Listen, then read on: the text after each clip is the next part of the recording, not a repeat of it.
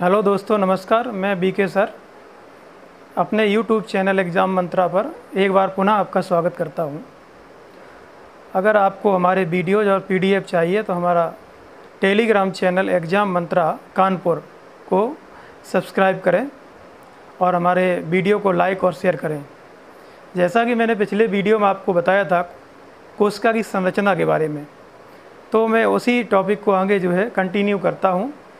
कोशिका के स्ट्रक्चर, उसके जो ऑर्गेनेल्स हैं उनके बारे में बात की थी, जैसे माइटोकॉन्ड्रिया है, राइबोसोम है, लाइसोसोम है, ठीक है, प्लास्टिड है, सेल वॉल क्या होती है, सेल मेम्ब्रेन क्या होती है, ये सारी चर्चा मैंने आपको की थी। और कुछ उनके बारे में, उनके जो मेन कार फंक्शंस हैं, इंपॉर्टेंट क्वेश्चन, वो मैंने आपको डिस्कस किए थे। उसी को आगे कंटिन्यू करते हैं। तो आगे आपका जो है एक और आपका टॉपिक है क्रोमोसोम या गुणसूत्र। तो ये भी एक सेल ऑर्गेनेल है, इसी की हम लोग बात करते हैं। जो क्रोमोसोम या गुणसूत्र होता है उसकी जो खोज है सबसे पहले किसने की थी? स्ट्रासबर्गर। इसके बाद जो क्रोमोसोम शब्द है वो पूछा है किसने दिया था? वॉल्डेयर ने दिया था। तो ये दो ध्यान रखेंगे, discovered by Strasburger and term given by Waldeyer. इसके बाद अगर आपसे क्वेश्चन काफ़ी सारे पूछे जाते हैं हर एग्ज़ाम में, चाहे वो कोई भी कंपटीशन का एग्ज़ाम हो, तो जैसे मानव में कितने जोड़ी क्रोमोसोम है, तो आप ध्यान रखेंगे 23 जोड़ी या 46 क्रोमोसोम पाए जाते हैं ह्यूमन बींग्स में। How many chromosome? तो आप ध्यान रखेंगे 23 पेयर और 46 क्रोमोसोम पाए जाते हैं। दूसरा क्वेश्चन आता है मानव में कितने जोड़ी जो है समजात क्रोमोसोम होते हैं, ऑटोसोम बोलते हैं इनको हम लोग। तो आपका आंसर हो जाएगा 22 जोड़ी या 44 ऑटोसोम क्रोमोसोम या समजात गुणसूत्र बोलते हैं इनको। इसके बाद एक और क्वेश्चन आपका आता है कि मानव में कितने विषम जात या हेट्रोसोम या लिंग गुणसूत्र या 6 क्रोमोसोम की संख्या होती है। बहुत ही इंपॉर्टेंट क्वेश्चन है, ध्यान से समझिएगा कि मानव में कितने विषम जात या हेट्रोसोम या लिंग गुणसूत्र या 6 क्रोमोसोम की संख्या कितनी होती है? तो 2 होती है। और कितने पेयर होते हैं? तो 1 पेयर होती है, एक जोड़ी। ध्यान रखेंगे लिंग गुणसूत्रों की संख्या। अब जो पुरुष के गुणसूत्र होते हैं इनको हम लोग XY से रिप्रेजेंट करते हैं, प्रदर्शित करते हैं, और महिला या स्त्री के गुणसूत्र को हम लोग XX से प्रदर्शित करते हैं।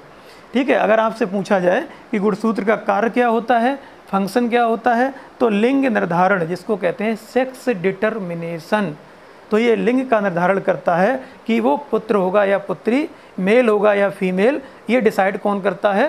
क्रोमोसोम करता है। इतनी बात क्लियर हो गई होगी आपको। अब इसी में आगे थोड़ा सा हम बढ़ते हैं। तो इसमें देखते हैं हम लोग जो क्रोमोसोम है वो किससे बना होता है। मैंने आपको बताया था आपको पिछले वीडियो में कि ये बना होता है DNA, RNA और हिस्टोन प्रोटीन का। तो मैं एक क्रोमोसोम का स्ट्रक्चर बनाता हूँ, ज़रा इसे आप समझ लीजिएगा। तो ये मैंने एक क्रोमोसोम का स्ट्रक्चर बनाया हुआ है, और ये जो बीच का पार्ट होता है इसको हम लोग कहते हैं सेंट्रोमियर। सेंटर में है तो सेंट्रोमियर कहते हैं इसको। और ये आपका ऊपर है तो ये टीले पे है तो टीलोमियर बोलते हैं। एक टीला ऊपर हो गया, एक टीला आपका नीचे हो गया, तो ये भी टीलोमियर है, टीलोमियर। ठीक है। तो ये क्रोमोसोम है। और क्रोमोसोम गुणसूत्र की जो बात कर रहे हैं हम लोग, अभी इसके बारे में हमने चर्चा की आपको। इसी क्रोमोसोम पर मोती की माला के समान छोटे छोटे ये डॉट्स लाइक स्ट्रक्चर, जिनको हम लोग कहते हैं क्या पाए जाते हैं? ये पाए जाते हैं जीन, जिसे बोलते हैं। तो एक होगा तो जीन बोलेंगे, बहुत सारे तो जीन्स बोलेंगे। तो आपसे पूछा है जीन्स कहाँ पाए जाते हैं, तो आंसर होगा क्रोमोसोम पर। अब देखिए, अगर यहाँ पर भी होंगे दोनों तरफ, ये 2 भुजाएं हैं क्रोमोसोम की, 2 आर्म हैं, तो ये भी जीन्स हो गए आपके। अगर ये जीन्स, किसी का जीन्स अगर ख़राब हो जाता है तो हम क्या करते हैं? बायोटेक्नोलॉजी आपने पढ़ी होगी, तो उसमें क्या करते हैं? जीन को हटा देते हैं। कोई भी प्लांट है और उसकी वैरायटी है, और उसमें अगर ये जीन ख़राब हो गया है तो उसको हमने हटा दिया, तो हटाए हुए जीन को हमने ये इधर कर दिया है, और एक नया जीन जिसे कहते हैं फॉरेन जीन, वो ला करके इधर हम जोड़ देते हैं। यहाँ ये रहा है। तो पहले वाले जीन को हमने हटा के इधर कर दिया, दूसरे जीन को यहाँ पर हमने जोड़ दिया है। तो ये हम करते हैं किससे? बायोटेक्नोलॉजी के द्वारा, आपने पढ़ा होगा। तो ऐसे प्लांट या ऐसे जीव जिनका हमने जीन चेंज कर दिया है और दूसरा जीन वहाँ पे जोड़ दिया है, तो ऐसे जीवों को कहते हैं हम लोग ट्रांसजेनिक जीव। क्या कहते हैं? ट्रांसजेनिक जीव। ध्यान रखेंगे, ट्रांसजेनिक, ट्रांसजेनिक जीव बोलेंगे। और चाहे इसके अंदर प्लांट हो चाहे एनिमल्स हो, तो ये ट्रांसजेनिक हो गया। हिंदी में इसको कहते हैं पारजीनी, क्या कहते हैं, पारजीनी जीव, पारजीनी जीव। जैसे आपने देखा होगा बहुत सारी जो फसलें होती हैं उनके अंदर देखा होगा रोग लग जाते हैं, तो अब ऐसे पौधे आने लगे हैं, पहले तो नॉर्मल थे, अब हाइब्रिड वैरायटी आने लगी हैं, जानते होंगे संकर प्रजातियां। तो दो पौधों में जो क्रॉस करके वैरायटी बनाई जाती है वो आपकी संकर प्रजाति होती है, उसमें पैदावार ज़्यादा होती है। अब तीसरी जो प्रजाति आने लगी है वो आपकी आने लगी ट्रांसजेनिक वाली। ट्रांसजेनिक जो जीव होते हैं, चाहे वो प्लांट हो चाहे एनिमल्स हो, तो ये ऐसे जीव होते हैं जैसे कोई रोग का जीन है, उस जीन को हमने कहा हटा देते हैं।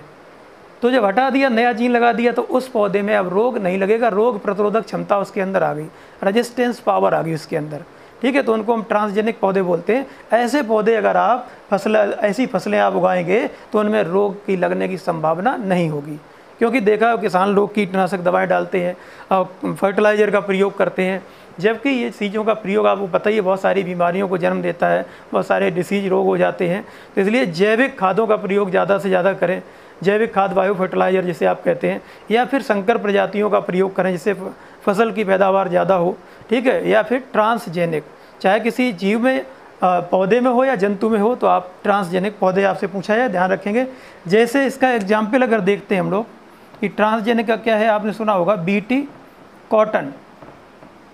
कॉटन जानते हैं, बीटी कॉटन, तो कॉटन मीन्स कपास होता है, तो कपास के पौधे को हम लोग ट्रांसजेनिक पौधा बनाया गया है। बीटी एक ये बैक्टीरिया है, बैसिलस थ्यूरेनजेनेसिस, ठीक है, उसी का इसमें जो है जीन हमने ट्रांसफ़र कर दिया है और ट्रांसजेनिक हमने फसल तैयार कर ली है, क्रॉप तैयार कर ली है। तो ऐसी पूछा जाए आपसे कि बताइए ट्रांसजेनिक फसलें क्या होती हैं या ट्रांसजेनिक क्रॉप क्या होती है, तो आप बता लेंगे जो जीन चेंज करके बनाई गई, जो जीन चेंज करके बनाई गई फसलें या जीव, उनको हम लोग ट्रांसजेनिक जीव कहते हैं। इतना क्लियर हो गया होगा, ठीक है। तो ये हो गई आपकी बात। जैसे आप जानते हैं ये क्रोमोसोम जो होते हैं, ये जेनेटिक करैक्टर जो होते हैं, अनुवांशिक लक्षण होते हैं माता पिता से, वो आपके एक पीढ़ी से दूसरी पीढ़ी में पहुंचाने का काम करते हैं, ठीक है। आपने देखा होगा आपके अंदर जो है आपके 50% जो करैक्टर हैं वो मम्मी के होंगे और 50% पिताजी के होंगे, तभी मिलके 100% बनते हैं, ठीक है। तो आपके कुछ करैक्टर आपके पिताजी के होंगे और कुछ करैक्टर माताजी के होंगे। अब जिसमें जो आपका प्रभावी होगा वो आपके बाहर दिखेगा, उसको हम लोग कहते हैं फिनोटाइप, और जो जीन में होता है उसको कहते हैं जीनोटाइप, ठीक है। कभी कभी आपने देखा होगा, कभी ना मम्मी के करैक्टर मिलते हैं ना पापा के करैक्टर मिलते हैं, तो ऐसे लोगों को आपने देखा होगा, वो लोग उनको कहते हैं ये पता नहीं हाइब्रिड प्रजाति है, ठीक है। तो एक नए करैक्टर को जन्म दे देती है, नए लक्षण आ जाता है उसके अंदर, ठीक है। तो आप कभी कभी पहचान भी लेते हैं, अगर लक्षण मैच करते हैं तो ये उनका पुत्र है या उनकी पुत्री है, तो ये इन्हीं करैक्टर के कारण हम लोग पहचान कर लेते हैं। चलिए हम लोग, ये हो गई बात। अब जो जीन है इसका कार्य क्या होता है इसकी बात कर लेते हैं। तो जो जीन होते हैं इनका कार्य होता है, जो हमारे जेनेटिक करैक्टर होते हैं उनको ट्रांसफ़र करना, एक पीढ़ी से दूसरी पीढ़ी में ट्रांसफ़र करते, स्थानांतरण करते लक्षणों को। तो इस जीन का कार्य आपसे पूछा जाए तो कर लेंगे। और जीन की खोज की है जॉनसन ने, ठीक है, जॉनसन, ध्यान रखिएगा। तो ये हो गया जीन के बारे में, क्रोमोसोम के बारे में, तो आप ध्यान रखेंगे। अब हम लोग बात करते हैं जरा एक और इसी से रिलेटेड है आपका, जिसको हम लोग बोलते हैं nucleic acid. Nucleic acid,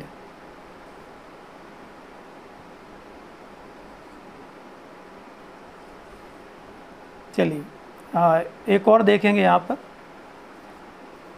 nucleic अम्ल।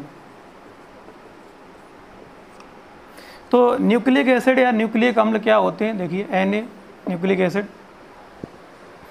न्यूक्लिक अम्ल जो होते हैं इसके अंतर्गत क्या क्या आता है। न्यूक्लियस का मतलब होता है जो केंद्रक में पाए जाते हैं, जैसे DNA RNA आपका न्यूक्लिक एसिड के अंतर्गत आता है।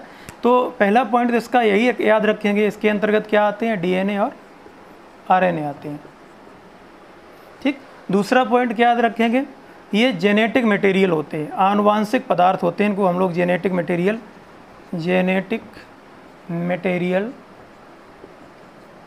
ठीक, या आनुवांशिक पदार्थ कहते हैं।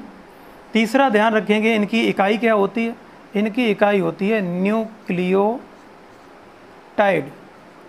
इनकी इकाई होती है न्यूक्लियोटाइड।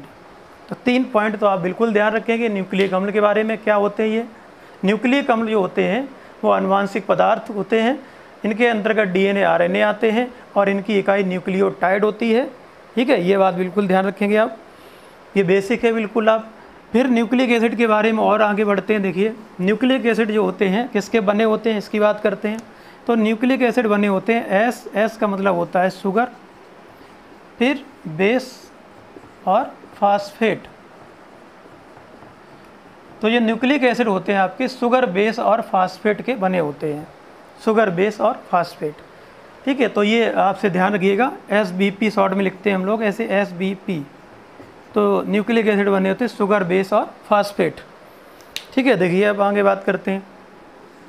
तो जो शुगर होती है, शुगर मीन्स क्या होता है, शर्करा। तो यहाँ जो शुगर है, शुगर मीन्स शर्करा। शुगर होती है दो प्रकार की, एक होती है डीऑक्सीराइबोस, डीऑक्सीराइबोस,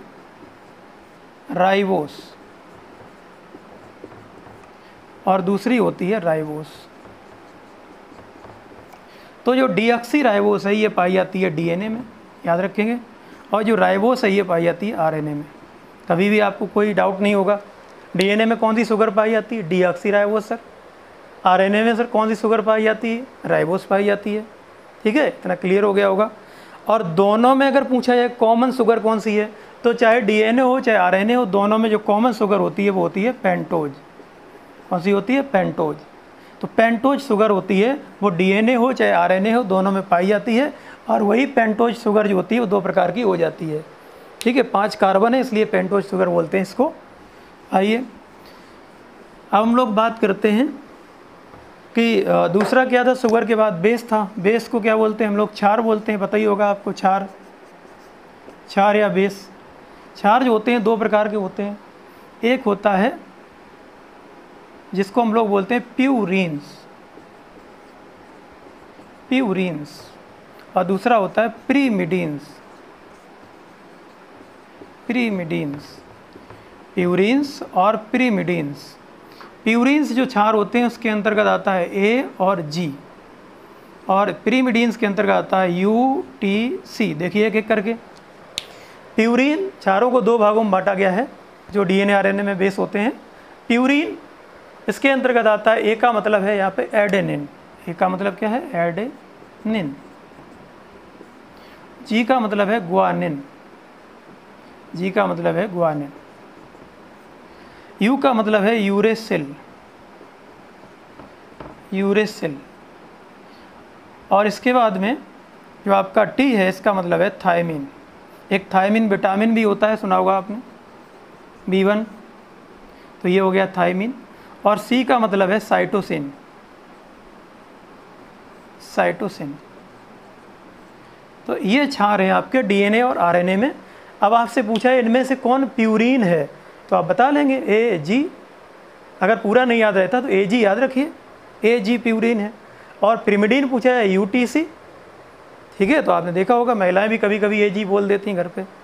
तो AG का मतलब जो है वहाँ पर अलग होता है, यहाँ अलग होता है। ठीक है, आइए अब यहाँ पर देखिए और यहाँ पर बनता है। तो जो प्यूरिन क्षार है AG और ये है। अब यहाँ पे क्वेश्चन ये बनता है कि कौन सा क्षार ऐसा है जो DNA में होता है और RNA में नहीं होता है, और कौन सा क्षार है जो RNA में केवल होता है, DNA में नहीं होता है।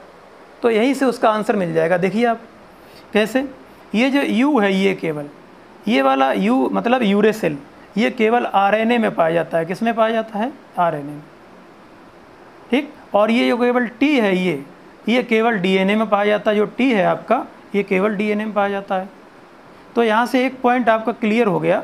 आपसे पूछा जाए कि कौन सा क्षार है जो केवल DNA में पाया जाता है, तो थायमीन।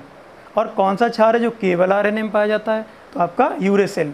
बाकी जो बचे हुए क्षार हैं वो दोनों में कॉमन है, वो DNA में भी पाए जाते हैं, RNA में भी पाए जाते हैं। तो आप ध्यान रखेंगे DNA RNA में अंतर भी हो गया आपका यहाँ। ठीक, RNA में यूरेसिल और DNA में थायमीन। DNA में डीऑक्सीराइबोस शर्करा, RNA में राइबोस शर्करा। ठीक, शुगर।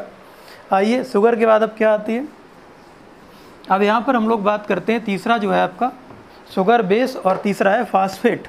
तो फास्फेट की बात करते हैं। तो जो फास्फेट होता है आपको पता है, फास्फेट जिसे हम लोग कहते हैं PO4, और PO4 जो होता है इस पर चार्ज होता है -3। ठीक है, और ये एक अम्ल होता है फास्फोरिक अम्ल, ये होता है, सुना होगा H3PO4 ये। ठीक, फास्फोरिक अम्ल है ये। और इसी का जब यहाँ ब्रेक होता है, ये तो यहाँ से आपका बनता है फास्फेट।